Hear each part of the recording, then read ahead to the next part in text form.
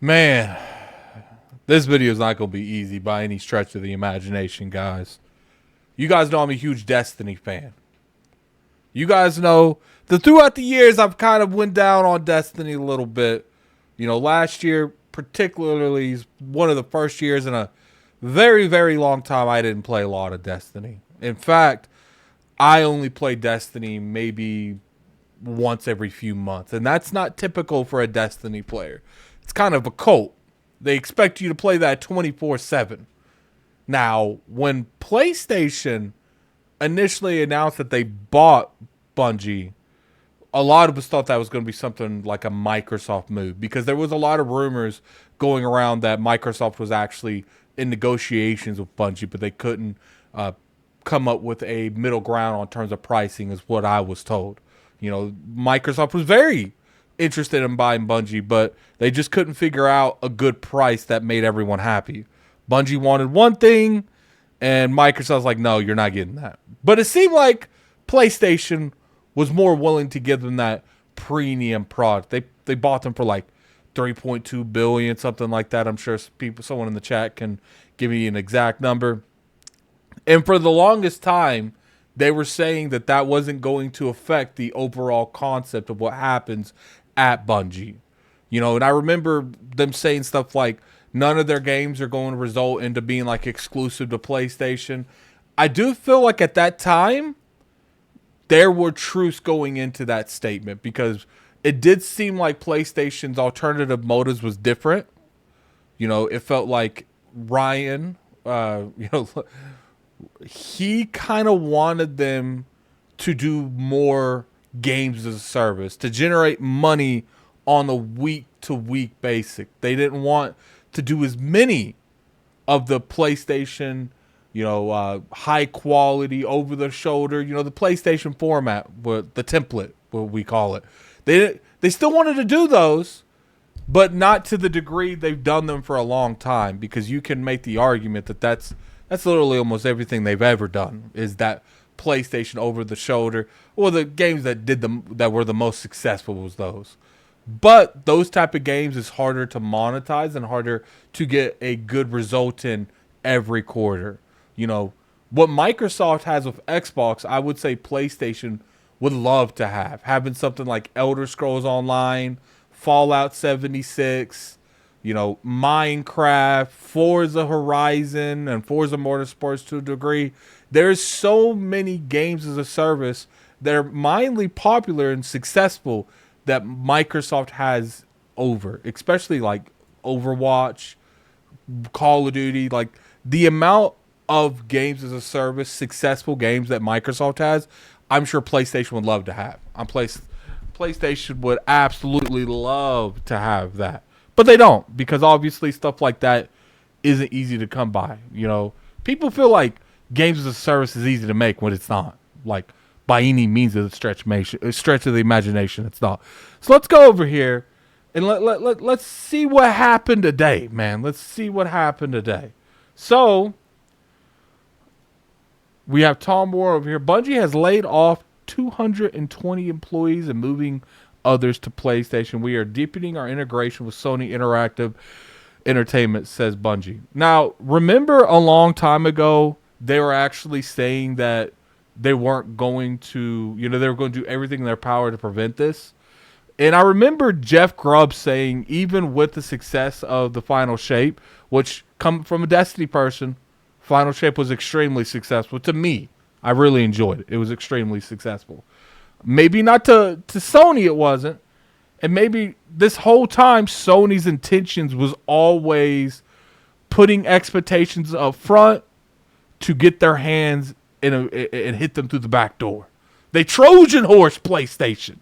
Look, maybe a lot of this has to do with Bungie too. I do feel like Bungie got to the point in their development career where they felt like nothing they can do could ever be criticized. Like everything that they put into place, their fan base had to love. And I think you're probably seeing a lot of that right here too. Bungie generally believed, and I do. I think Bungie got cocky enough where they felt like no matter what they did, their core audience of Destiny was never going to drop them. And I don't think that was the case last year. I think for the most part, they lost a lot of the goodwill that they had with the Destiny community. They got vets like me that just dropped the game entirely. And this is just me. I wasn't even, was I like the biggest Destiny hardcore fan? No. Was I anywhere from a casual at my, like the in-depths of me playing Destiny? No, I played Destiny a lot. I got over like 1,000 hours in Destiny 2. So when they lost people like me, they lost a lot of people like me. They lost, I would say because they made what's the word I'm looking for? They made it hard to get into Destiny. My ex-girlfriend, she really wanted to play Destiny with me, and she bought a lot of the expansions, and she felt like everything we did, they were just trying to get more and more money out of her. And this is, keep in mind, buying the base game and spending like $150 with the base game, and it still wasn't enough.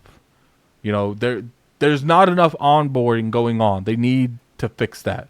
But now we got this point where it's looking rough. And then you got Jeff Grubb here saying, essentially, have you heard anything about this? Talking about the Bungie thing. And Jeff Grubb says Herman Hulst runs Bungie now. And keep in mind, Jeff Grubb said something to this accord, maybe not, this deliberate, but he did bring up the fact that even though it was widely popular and widely successful, the final shape, it still didn't really move anything over here. Let's read a little bit more. He says, also, they attempted to soften the blow by sending many people from Bungie instead of just cutting them off. So that's good. At least they didn't just cut some of these jobs. They give them all, they gave them avenues to go to other places. I thought the number of jobs lost was going to be closer to 350. So he's saying essentially, 220 here? Yeah, so essentially they were able to save like 100 and some jobs. I'll put it as I know, which isn't everything by a long shot. In time, Bungie will lose its autonomy and become like any other PlayStation worldwide studio under SIE and Herman Hulst. And in time, I mean it. This is a process that's starting now, but it is happening. I agree with them. I said when this first happened that slowly but surely PlayStation would start replacing key people at Bungie, and that they would slowly but surely start taking over the way Bungie functions in general. Right now I would say what makes Bungie unique is the way they can make games, and that's not going to change. But the leadership at the top that decide where these games go can easily change. The fact that Ryan's gone, and I think there's a good chance that, Marathon, maybe not Marathon or anything after that, but I do think that they're going to do something related to just PlayStation eventually. Maybe not Marathon, maybe Destiny 3. Right now we know the Destiny 3 is officially in the works. I would be very interested to see if Destiny 3 is an exclusive or not. That'd be very interesting to me. This sucks, man. This is a big studio. At the end of the day, if these companies want to be backed by a big piggy bank such as like a PlayStation or an Xbox, regardless what kind of decisions they make and what kind of big brain moves they think they can keep themselves like a safety net, because I do think that's what this essentially was. They made a deal with PlayStation. They felt like their fan base would never let them out, so they would always be able to hit these quarterly metrics or whatever these expectations were, and they never thought they would truly be voted out of the island because they would have this hardcore Destiny fan that just generates all this money, and they didn't. The Destiny community revolted, and I think it led to what's going on now. Is that everything? No. I think there's a lot of variables that go into the place, and maybe Bungie just didn't care. They're like, look, this will give us enough time to do what we want, but we know sooner or later we're not going to be able to meet these numbers, and we're going to get took over anyway. So it's very interesting to see what happens. But what I want you guys to do, put in the comment section below, do you guys think that Bungie, is this one of those scenarios? Do you think that they will be slowly taken over by PlayStation? Very curious to your guys' opinion on that. I do believe it will happen sooner rather than later. It's not going to happen years from now, but I don't think it's going to happen months from now either. But put in the comment section below what you guys feel. If you guys enjoyed this video, definitely hit that like button. It's always appreciated. You can always sub to the channel for weekly content. We make content over here just about every day. And I hope you guys have a good day. This is Gaming Addict. I'm out of here. Peace. Follow Addict Arena in the description, guys.